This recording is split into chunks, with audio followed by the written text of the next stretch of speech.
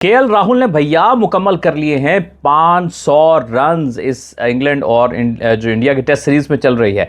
अब मेरी इसमें पॉइंट यह है कि मेरे मुताबिक पिछले 10 सालों में केएल राहुल इंडिया का बेस्ट ओवरसीज बैट्समैन है। क्या आप मेरी बात से एग्री करते हैं या आपके ख्याल में कोई और बैट्समैन है जो कि बेस्ट ओवरसीज में आता है? अपना ओपिनियन दीजिएगा। जैसे बेस्ट ओवरसीज में एक नाम अजिंक्य रहाणे का मेरे जहन में आता है, या कोई टिपिकली ऑस्ट्रेलिया की बात करें एक वेन्यू पे तो फिर तो विराट कोहली 7 सेंचुरियां उसने सचिन तेंदुलकर के रिकॉर्ड को 6 को बाईपास किया था। वो वाला एक फैक्टर माइंड में आता है। लेकिन एक सबसे इंपॉर्टेंट बात यह है कि केएल राहुल, जिसको एक वक्त में बहुत ट्रॉल किया जाता था कि यार ये फेलियर है क्योंकि इंडिया में उसके इतने रन्स नहीं है, ये फारिक प्लेयर है, इसको बहुत प्रमोट किया जा रहा है, पता नहीं जिसके मुंह में जो बात आई।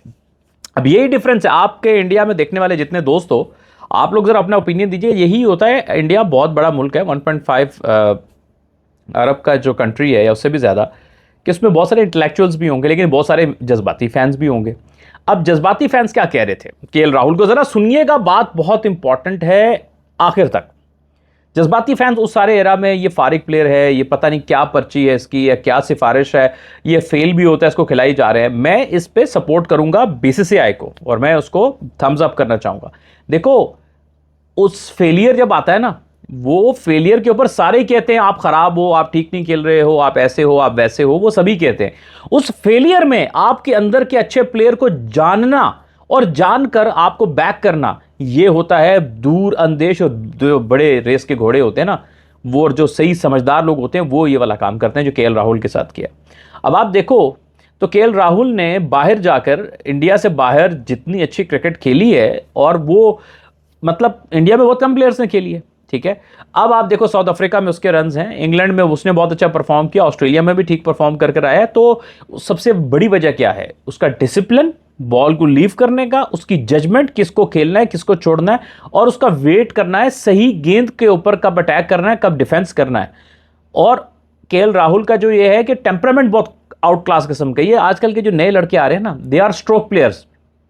वो हर दूसरी गेंद पे एक शॉट खेलना चाहते हैं टेस्ट क्रिकेट में भी, जिसकी वजह से वो आउट भी हो जाते हैं, वो कमिट कर जाते हैं।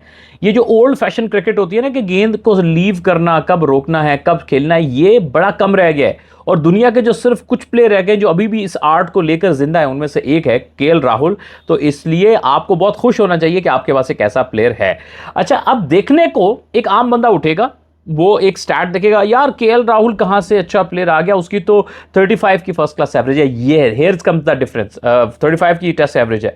डिफरेंस ये होता है कि जो लोग सिर्फ एक सिंपल एवरेज को देख के प्लेयर को जज करते हैं ना, उनको फिर क्रिकेट का भैया कुछ नहीं पता। ये मैं आपको बता रहा हूं, क्योंकि एवरेज से कुछ नहीं होता। अब आपके बहुत से ऐसे प्लेयर होंगे जो आपके घर पे बहुत अच्छा कर रहे होंगे, उनका 40 या 40 प्लस का एवरेज होगा, लेकिन दुनिया में हमेशा उस प्लेयर के रन्स की जो वैल्यू ज्यादा होती है जो आप घर से बाहर करते हो। घर पे क्यों आपकी वैल्यू, ये नहीं कि वैल्यू नहीं होती, बिल्कुल होती है वैल्यू, उसकी भी बहुत रिस्पेक्ट है, लेकिन बाहर वाले रन्स की वैल्यू इसलिए ज्यादा होती है कि घर पे तो आप सारी जिंदगी बचपन से लेकर बड़े होने तक वहीं सारी क्रिकेट खेले हो, तो आपको अपनी कंडीशंस पे कमांड होती है। आप जब बाहर जाके करते हो तो उसमें आपको डबल मेहनत चाहिए, डबल स्किल चाहिए। तो जो बाहर के रन्स होते हैं उसकी जो वैल्यू होती है वो 2x ज्यादा होती है कंपेयर टू घर पे रन्स के। अब केएल राहुल इंडियन कंडीशंस में इतना अच्छा नहीं चल पाया, बहुत अरसा इंडिया उनको ट्राई करता रहा।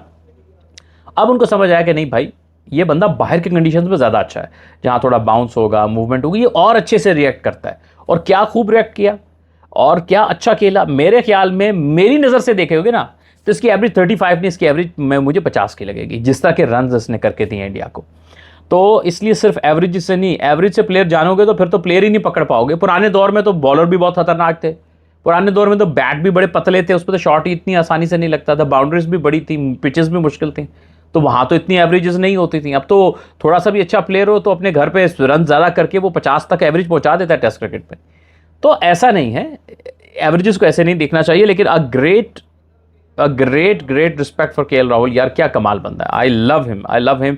बहुत ज़बरदस्त क्रिकेट खेल रहा है, एंड जिस तरह से उसने फिर एक बार स्टेप अप किया है कंसंट्रेशन के साथ, प्रॉपर ऑर्थोडॉक्स क्रिकेट, कोई आड़े टेढ़े शॉट नहीं खेलेगा, प्रॉपर क्रिकेट खेलेगा, and he is an asset for Indian cricket. And वो अपने, मैं कहूँगा कि क्रिकेट के बेहतरीन दिनों में से एक पे चल रहा है। आपका क्या मानना है कमेंट सेक्शन में